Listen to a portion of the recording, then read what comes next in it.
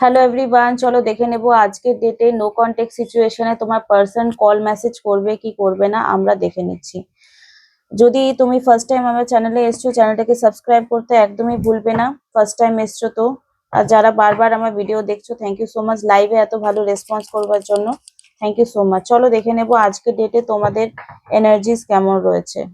Thank you so much. এটা একটা general reading, timeless reading, যার সঙ্গে যতটুকু ম্যাচ করবে সে ততটুকুই নেবে। আজকের ডেটে তোমার এনার্জিস কেমন রয়েছে। পজিটিভলি তুমি সবকিছু দেখো, পজিটিভ আছো, বাট একটু মারকুটে ভাব তোমার মধ্যে রয়েছে, একটু ঝগড়াটে ভাব তোমার মধ্যে রয়েছে, একটু অ্যাঙ্গার ইস্যু আছে। এই অ্যাঙ্গার ইস্যু গুলো রিলিজ করতে হবে। ডক্টর সবসময় কিন্তু হিলিং আমরা মেডিটেশন বা সামথিং এগুলো করে করি না। অনেক সময় যদি তোমার মনে হচ্ছে তোমার কোনো সাইকিয়াট্রিস্টের কাছে যেতে হবে, তো তুমি দেখাও। যখন যদি মনে করছো যে ওষুধ ওষুধ খেতে হবে, তাহলে ওষুধ খেয়েই ঠিক হও। কারণ সবসময় রিডিংস দেখে, হিলিংস নিয়ে মেডিটেশন করে অনেকেরই কিন্তু হিলিং হয় না। তাই যেখানে ডাক্তারের রিকমেন্ডেশন রয়েছে সেখানে ডাক্তারের রিকমেন্ডেশন তোমরা নিতে পারো। কারণ সবকিছু কিন্তু হিলিং এর দ্বারা সম্ভব হয় না, এটাও আমি তোমাদের ট্রুথ বলে দিলাম। যদি মনে করছো যে খুব বেশি ডিপ্রেশন হচ্ছে, ট্যারো কার্ড রিডিং দেখে হিলিং নিয়ে তারপরেও ঠিক হচ্ছে না, আমার মধ্যে অ্যাঙ্গার ইস্যু যাচ্ছে না, আমার মধ্যে বেশি মার্কেটিং করার অভ্যাস যাচ্ছে না, বা আমার মধ্যে আরো অনেক কিছু ইস্যু আছে যেগুলো আমি না চাইতেও করে ফেলছি, সেটা অ্যাকচুয়ালি চাইল্ডহুড ট্রমা থেকে হয়ে থাকে। যদি হাজারো মেডিটেশন বা পূজা পাঠ করার পরেও ঠিক হচ্ছে না, তো আমি বলবো ডাক্তারের কাছে যাও আর মেডিসিন খাও সাইকিয়াট্রিস্টের কাছে। সেটাতে কোনো লজ্জা নেই। নিজের রোগ নিজে না ঠিক করলে কেউ ঠিক করবে না। কেউ ঠিক করবে না, নিজের ধ্যান নিজে না রাখলে কেউ ঠিক করবে না। ওকে, চলো দেখে নেবো আজকে ডেটে তোমার পার্সন তোমার জন্য কি ভাবছে, আদৌ তোমাকে মিস করছে কিনা দেখে নেবো। ওম শ্রী মহাকালী কালী, ওম শ্রী মহাকালী কালী, ওম শ্রী মহাকালী কালী। মিস করছে, প্লিজ ডিভাইন গাইডেন্স মিস করছে।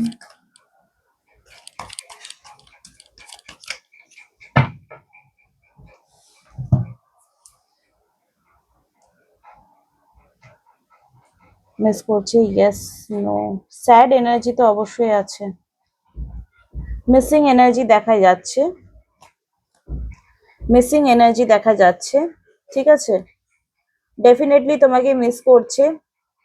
আর মিস করছে কিন্তু প্রকাশ করছে না। অনেক সময় কিন্তু আমাদের অনেক কেরিয়ার রিলেটেড ইস্যু প্রবলেম হতে পারে, বা কেরিয়ারের পিক পয়েন্টে আছে, তাই জন্য হয়তো তোমাকে কোনো রকম মেসেজ কল করছে না, যে না একে ফোন করলে হয়তো কান্নাকাটি করবে, আমাকে ডিস্টার্ব ফিল করাবে, তাই জন্য আমি কোনো রকম কল মেসেজ করব না।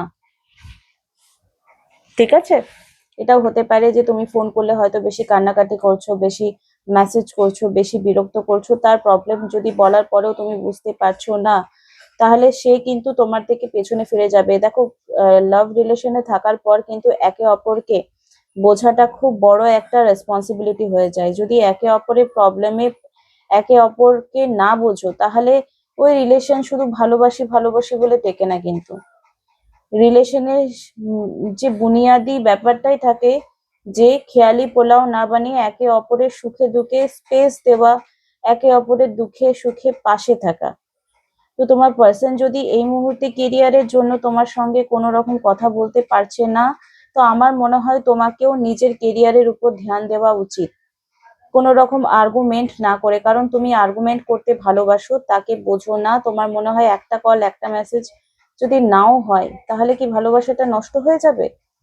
যদি মনে হচ্ছে যে কিছুদিন কথা না বললে আমাদের ভালোবাসাটা কম হয়ে যাচ্ছে, সে ভালোবাসা মূল্যহীন।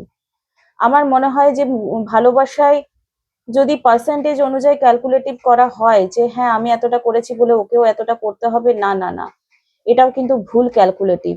যদি ভালোবাসার পার্সনকে পাওয়ার আগে শুধু খেয়ালি পোলাও বানাচ্ছ, যে ফাইনালি ও এসে গেলে এটা করব, ও এসে গেলে ওটা করব, এটা করব, এটা যে প্ল্যানিং হচ্ছে, কিন্তু প্ল্যানিংটা এক্সিকিউট হচ্ছে না, তোমারও কোনো রকম ভাবে কোনো রকম যোগাযোগ রাখছে না, তাহলে সেই ক্ষেত্রেও কিন্তু পার্টনার তোমাকে প্রায়োরিটি নিজের লাইফে দিচ্ছে না। তার প্রবলেম আছে, সে তোমার থেকে দূরে থাকছে, সেটা আলাদা ব্যাপার, কিন্তু তার কোনো প্রবলেম নেই, বিন্দাস আছো।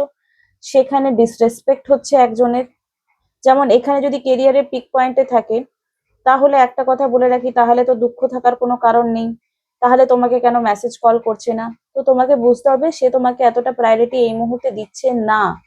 যার জন্য তোমার সঙ্গে কোনো রকম কথা বলতে চায় না। মিসিং এনার্জি আছে মানে এই নয় যে তোমাকে সে হুট করে কল করছে আর তোমার খবর নিচ্ছে, সেটা কি নিচ্ছে? তাহলে তোমার এই মুহূর্তে কি করা উচিত? তোমার এখানে নিজের আত্মসম্মান বাঁচিয়ে নিজের কাজটা করা উচিত। কি করা উচিত? তাকে সাইলেন্টলি ভালোবাসতে হবে। এখানে কোনো ডিমান্ডিং লাভ রাখা চলবে না। সবার লাভ স্টোরি কিন্তু একরকম হয় না, সবার লাভ স্টোরি একরকম হয় না গাইজ, ঠিক আছে?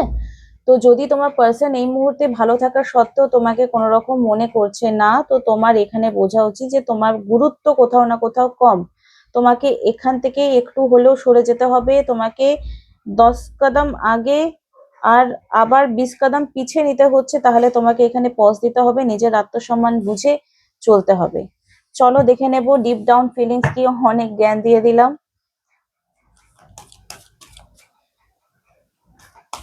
চলো দেখে নেব ডিপ ডাউন ইনার ফিলিংস কি, হিডেন ফিলিংস কি, আমরা সেটাই দেখবো। দেখো এই মুহূর্তে কার্ড এসছে the moon card, death card এসছে, অ্যান্ড 2 অফ ওয়ান্স এ কার্ড এসছে। এখানে এসছে অ্যাট্রাকশন, নিউ স্পার্ক। দেখো তোমাদের আবার এই যে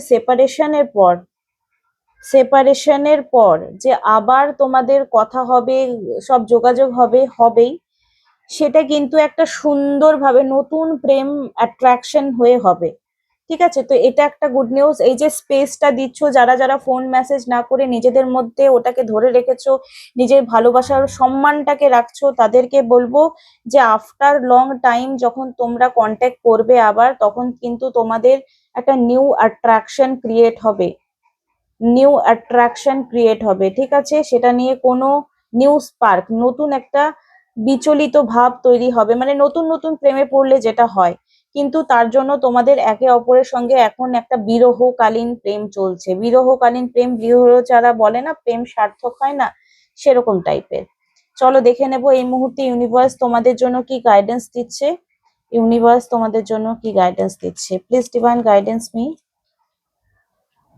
এই মুহূর্তে আমার ভিউয়ারদের জন্য কি গাইডেন্স রয়েছে? ওকে, যারা ম্যারিড আছো তারা কিন্তু প্রেগনেন্সির দিকে যেতে পারো। স্মার্ট ডিসিশন, এই মুহূর্তে তোমাদেরকে স্মার্ট ডিসিশন নিতে বলছে পয়সা পাতির ব্যাপারে, বা রিলেশনশিপে কেউ যদি পার্টনার পয়সা চাচ্ছে বা পয়সা দিচ্ছ, সেই ব্যাপারে কিন্তু একটু ধ্যান রাখবে। ডিভাইন সাপোর্ট, তোমাদের কাছে ডিভাইন সাপোর্ট রয়েছে। আর এখানে এসছে জব অফার, নতুন জব অফার তুমিও পেতে পারো, বা তোমার পার্সনও নিউ জব অফার পেতে পারে। তুমিও পেতে পারো, তোমার পার্সনও পেতে পারে। আর ডিভাইন সেলফ, এখানে নিজের আত্মসম্মানকে বোঝার জন্য বলা হচ্ছে, নিজের ভ্যালু বোঝার জন্য বলা হচ্ছে। ঠিক আছে, নিজেকে যে একদম ডাউন এনার্জি ভাবছো, ধরো তুমি পার্সনকে এখানে রেখেছো আর নিজেকে রেখেছো এখানে, এই দুটো এনার্জি কিন্তু ব্যালেন্স হতে হবে। দুটো এনার্জি ব্যালেন্স হলে তবে তো একে একে মিল হবে। আর এটা কি করে মিল হচ্ছে? এটা সেই এরকম হয়ে যাচ্ছে, বিচ্ছেদ হয়ে যাচ্ছে। তো দুজনের এনার্জি কিন্তু সেম হতে হবে, এরকম উপর নিচে হওয়া চলবে না, না হলে কিন্তু রিলেশনশিপ টাটা বাই বাই বলে দেবে। আশা করছি তোমরা আমার কথাগুলো বুঝতে পারলে। ভালো লাগলে লাইক, কমেন্ট, শেয়ার, সাবস্ক্রাইব করে দেবে যদি ফার্স্ট টাইম নতুন দেখছো। আর লাইভে এত ভালো রেসপন্স করার জন্য thank you so much. Love you all, bye, tata.